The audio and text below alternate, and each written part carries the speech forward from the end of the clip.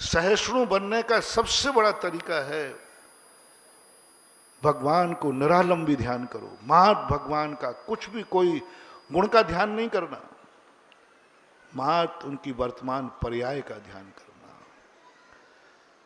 मात उनके द्रव्य का ध्यान करना, और वो भी वर्तमान पर्याय से युक्त मात। और उस समय भगवान पर जो योग निरोध में होते हैं उस समय भगवान निरालंबी होते हैं। मात एक पर्याय, अब इनका कोई भी नहीं है, देव भी नहीं, अष्ट प्रातिहार्य भी नहीं, समोषण भी नहीं, कुछ भी नहीं। मात निराधार है, निरालंब है। उस अवस्था का योग निरोध करने का कभी ध्यान करना। सामयिक में, सामयिक के बाद निरालंबी आदिनाथ, कोई गुणों का ध्यान नहीं करना, सहस्र नाम नहीं लाना, अनंत ज्ञानी नहीं, अनंत दर्शन नहीं, अनंत सुख नहीं, अनंत वीर नहीं, इन गुणों का ध्यान मत करना।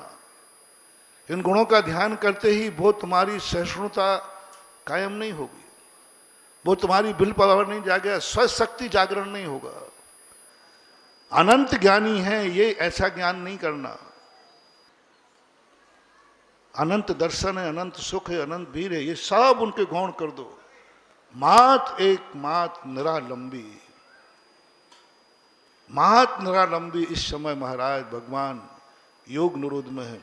और सूक्ष्म चले जाइए, जिस समय वो तृतीय शुक्ल ध्यान में होते, उस समय सूक्ष्म का योग, योग भी सहारा नहीं दे रहा है, योग भी गौण हो गया, और उससे भी महान शक्ति चाहिए, विल पावर, उससे भी महान ताकत, अपनी शक्तियां जागरण करना है, अपने स्वयं की शक्तियों का जागरण करना है। तो आप सबसे ज्यादा अयोग केवली का ध्यान कीजिए। स्वशक्ति जागरण का मंत्र है। अभी मैंने कहा ना, कुछ दिनों से यही चिंतन स्वशक्ति जागरण पे चल रहा है, 10-12 दिन से। तो सबसे ज्यादा अयोग केवली का ध्यान करो।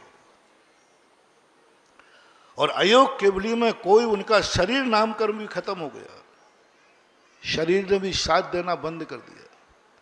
अब शरीर उनका शरीर नामकर्म नहीं, अभी तक शरीर नामकर्म था।